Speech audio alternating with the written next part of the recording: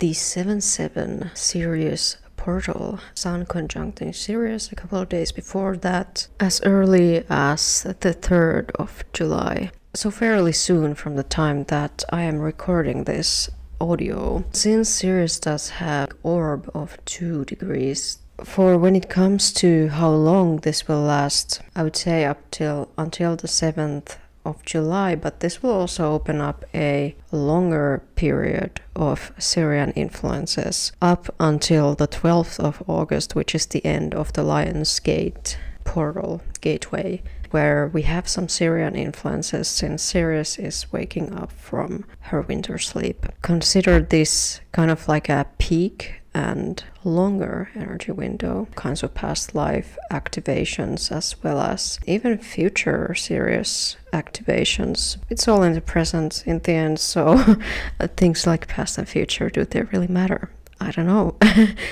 There's all kinds of interesting information that has come through. So this is a bit of a mixture of, I've got astrology, human design, even channeling. I channeled a piece of information as well as some oracle cards. I will put the written out channeling onto my blog so that you will see it there. But I wanted to kind of mention what the Sirius archetype in astrology is related to. So we have the Sirius, the star of Sirius, located in the sign of Cancer in Western measurements.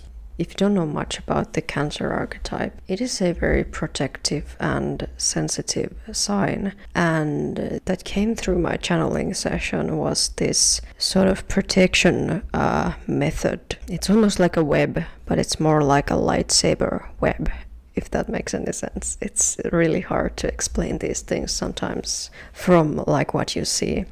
And they work with these indigo and purple and blue light energies.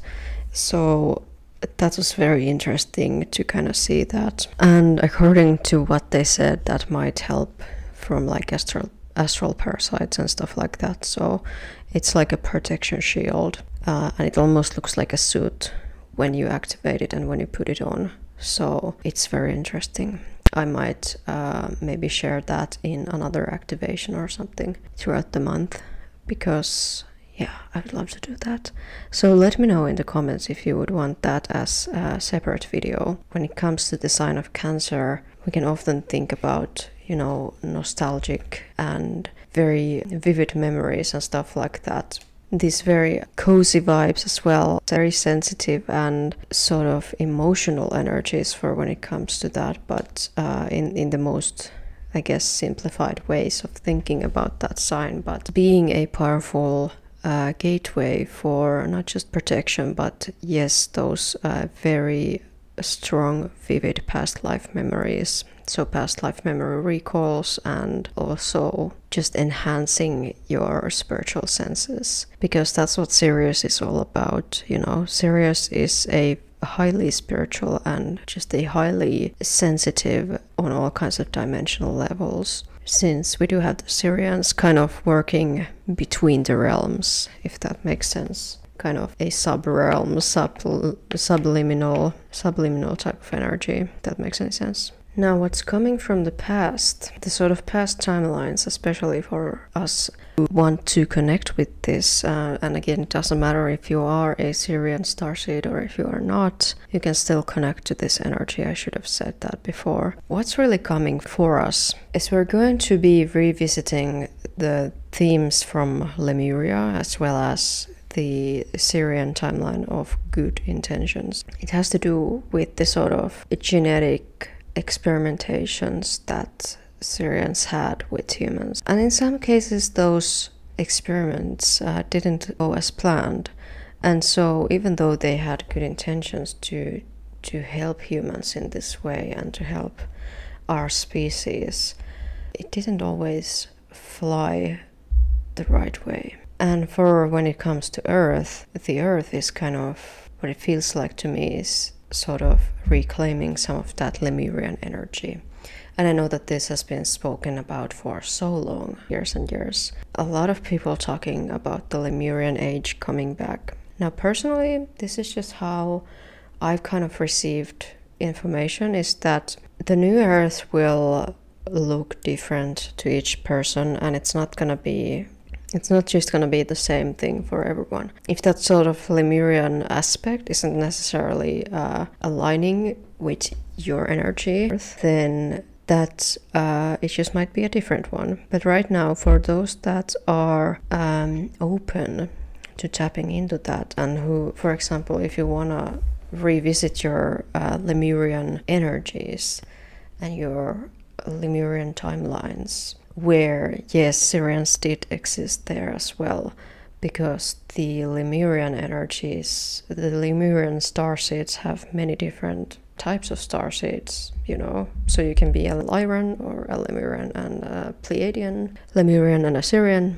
There's all kinds of different things that Lemurians bring. It's a good chance to go deeper into what it was like to be a Sirian in those times. And what I also feel like this might have to do with is that maybe some of these Sirian beings were influenced by Atlantis in some kind of way, or other species, other star species, some infiltrators and stuff. How I'm feeling is that there is just a lot of infiltration in all places, in Earth in general, so it wasn't their fault only. That's what I'm getting. When it comes to fixing things and kind of releasing these old timelines, you definitely want to consider connecting with your soul star chakra and doing some clearing around there. I noticed that made a huge difference. But then I also had some very human stuff to work after, so of course it didn't do everything, and I always recommend people use the resources of other services, not just spiritual services, but other things too, like their therapist and stuff,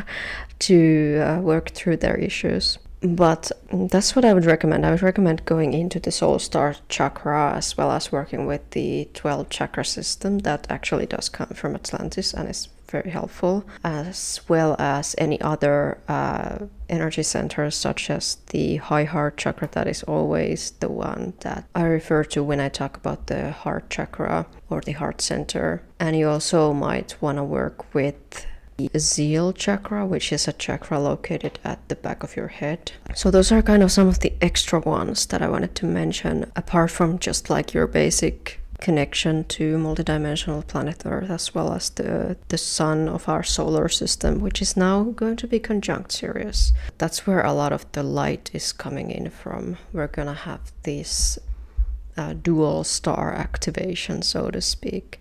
And I feel like, especially if there are any wounds or any baggage really that might come from the Sirian timelines or the Lemurian timelines, that would be a good time to release those. Since I've been doing this human design analysis here, a human design astrology gene keys analysis here, it does look like a lot of these issues have to do with our sort of human body stress, hormonal balances and stuff like that. So things like safety issues and very much what we would consider root center issues here. And I'm gonna get into that just a minute. But I also pulled a couple of cards for just the more, I guess, present energies, some other ways for us to start to dive into these energies now. These cards called Coming Full Circle, as well as Embracing Transition. So when it comes to these energies, we have been wrapping up old cycles for ages, and for many months now we have been wrapping up old Earth energies and old Earth realms as well. And what I'm feeling here is that something is giving us a bit of a leap towards this transition period to whatever frequency you are going into. And I'm saying whatever frequency you are going into because some of us are already in fifth dimensional frequency, some of us are already embracing that, some of us are like way further than that. So whatever you are going towards, I would just remind you to go towards that. Just embrace that transition. If this has to do with something more mundane, that might be going on as well. So maybe there is something in regards to that, or even just energetically, like I kind of mentioned, in regards to your consciousness, your spiritual consciousness. But what I would see coming is that we might have this feeling of achievement that comes. There might be this feeling of reaching some kind of a conclusion, and the energy especially. So we're gonna also have to be ready to wrap things up and prepare for the shift as well, whatever the shift may mean for you. Just so you know, this is not meant to be used as this sort of externalized, I'm just waiting for the event and I'm not gonna do anything. Don't do that. Be the one who works for their own ascension. But also remember that it is a natural process, so it shouldn't really be rushed or forced. So keep a balance there. Be a practitioner and be gentle on yourself at the same time, because self-love is essential and unconditional love. And that is one other thing about the Cancerians. Cancer energy, it's very just cozy and, you know, squishy. So it's very nice energy. It's almost like a bathwater or like a cozy pile of plushies sometimes. That's kind of how I feel about Cancer energies, and that's why I say it's the crab huxies, because they hug very tightly. And the crabs, the feeling of home. Okay, because for when it comes to just the more, I guess, mainstream version of seeing the Cancer, the crab, we think about home, we think about nests, cute little nest. I made an artwork called The Nest for an Alien or a Human. Go and see it if you want to. The nest energy, what is our home? Like, how can we feel more home on this planet as starseeds? How can we cultivate that? And for when it comes to the human design energies, like I said, we're dealing with a lot of root energy emphasized in the body graph, and the sun will be in the gate 39.5. At that time, we will be dealing with this energy of liberation. And this has been come from the Gene Keys. The highest expression of this energy is liberation. But it might also come through energies of feeling trapped, if you're like dealing with a lot of shadows, or provocative kind of energies as well. In a more, I guess, neutral way of expressing, it's just provocation. It then kind of ascends to dynamism and then finally liberation. So this can be a very powerful change energy in that way. But the big question, since this is the exalted line, the big question here comes, do people need to be provoked? Of course, it's gonna bring that liberation energy, this choice point. Like, are we going to take the freedom that comes? Because it's our choice. Are we going to take the freedom? If the freedom came knocking to our doors, that's the question here.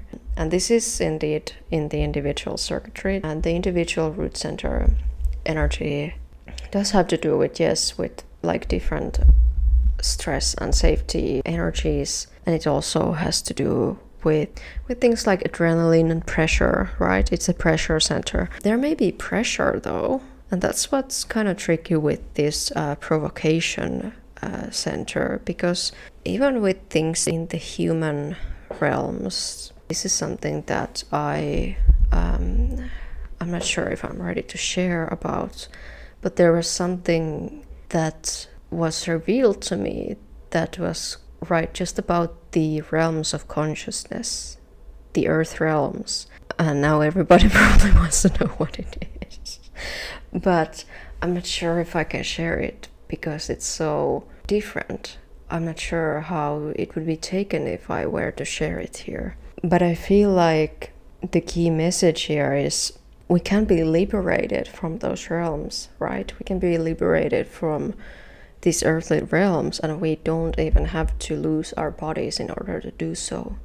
All it takes is ascending our consciousness. And in the old world, we had this idea that one would have to leave their body to reach higher levels of spiritual consciousness, which is not the truth. And it's not the truth because there are people in unity consciousness in their bodies as human incarnate in form right now as we speak. So I feel like this is also calling that into our consciousness. How can we use this new light in a way that, yes, provokes dynamism and liberation, that gives us that individual sort of push to just go out there and spread the right, because even after this day we're going into the troubleshooter energy 9.6, so this is where it's easy to see other people's problems and fix them,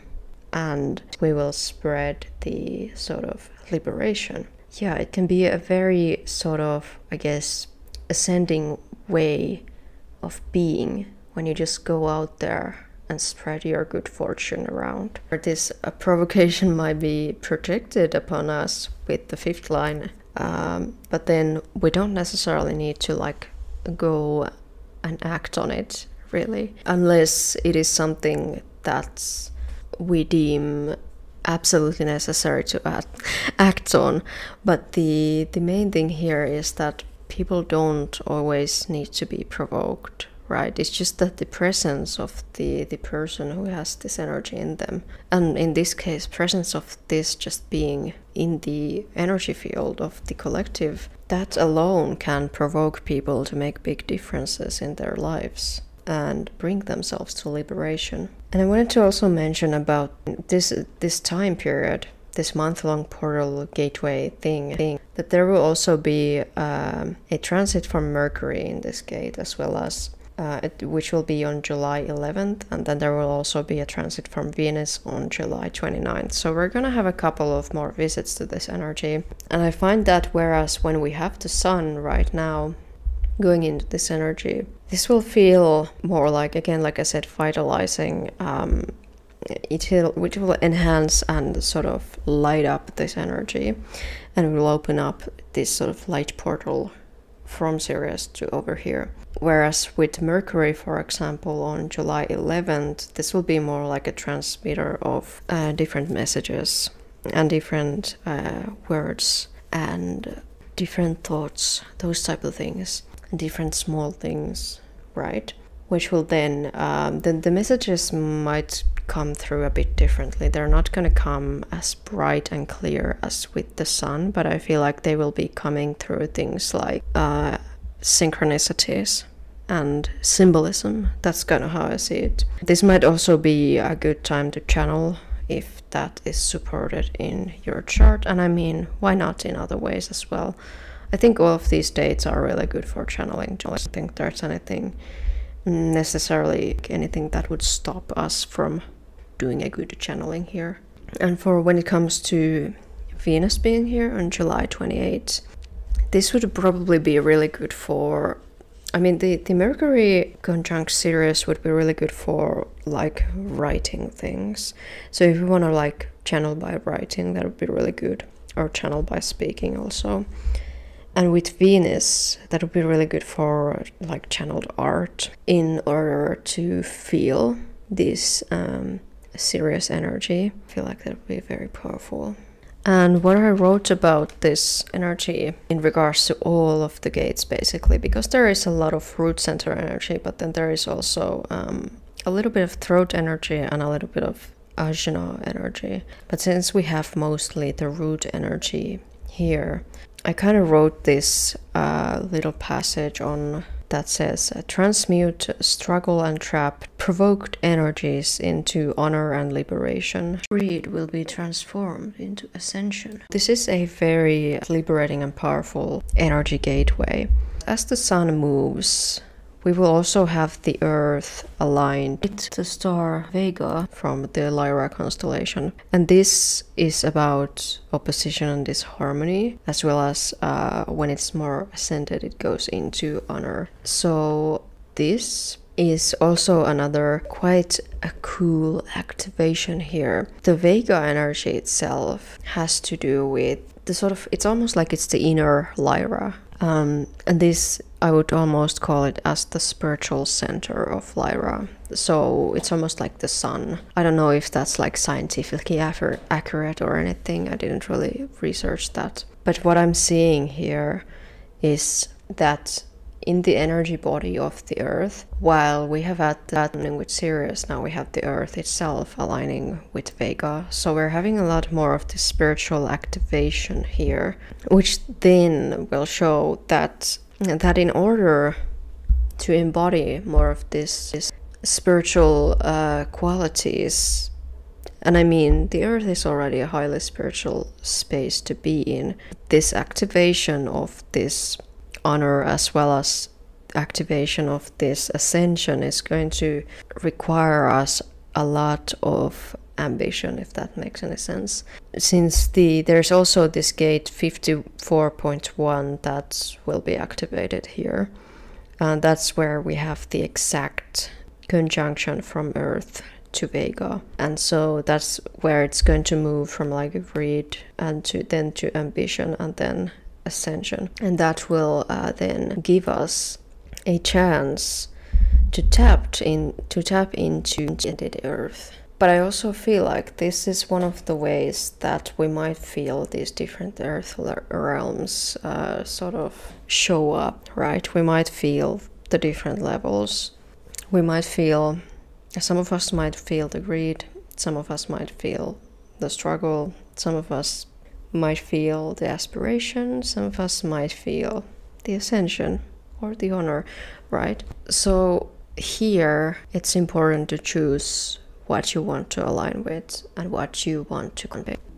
Usually evolution will happen no matter what we do. So Venus will be conjunct Rigel, which is located in the gate 35.5 in the throat center. And the sort of ascended keyword is boundlessness, so like expansion, adventure. Well, that's more like an adventurous, boundless, infinite sort of nature. And the sun, as it moves to oppose Vega, will be in the gate of development. In its most ascended form is about super abundance. Are also some Andromedan activations. So Jupiter is in the gate 17.5. Node is in the gate 23.3, and therefore the south node is in the gate 43.3, which is conjunct, so the Beta Centauri. To have those on the same day as the Sirian portal activation, there's just a lot of opportunities to come to very cool. Actually, the south node on the gate 43 is related to epiphanies and insights, so that's very cool. And I feel like there might be a lot to, a lot to experience here with a lot of people. Just breathing out. Is there anything else for me to share? Because I will make another video about the Lion's Gate itself, so that will be coming up later. It will not be coming up until maybe the end of July, but it will be sometime. And like I said, the channeling piece will go to my blog. That is where the channeling piece will be found. My other recommendations for this gateway here is to, of course, cleanse. Keep yourself clear if you are dealing with a lot of physical ascension symptoms, because I wouldn't be surprised if people were, due to all of the clearing that we're doing in general. Because we're clearing all of these old patterns and old stressors from not just humans itself, but like from the Lemurian era in the past as well, and from the times that Sirians and humans have collaborated on these hybrid programs. This is where we're gonna need to take care of ourselves, and we're gonna really need to make sure that we are tuned into, what is that, self-care? Yeah, but also not just the self-care in the most trendy sense, but not self-care for the sake of Instagram, but self-care for the care of the self and for the sake of the self. Really true unconditional love towards yourself. And remember that people don't always need to be provoked in these energies. No matter what's going on in the news, no matter what's going on your Facebook feed, they don't always need to be provoked, and they don't always need to be attacked. Especially not attacked. Come on. You're an enlightened being. Why would you attack? So yeah. And yeah, just prepare for a beautiful month ahead. Beautiful month leading to the Lionsgate center, and tap into the more ascended qualities of these energies. And don't judge yourself if you're feeling the lower energies, because you always have the chance to ascend out of those, and you always have the chance to transmute and heal those things, right? Like, you're always going to be able to do that if that's on your path, believe it or not. Most of us are going to do that anyway. So thank you for listening. This has been a lot to speak. My voice is going out. I hope you're having a wonderful day, especially if you made it this far. You better subscribe if you're not subscribed already. I love making these. Thank you so much for tuning in. I'll see you soon. Stay cute.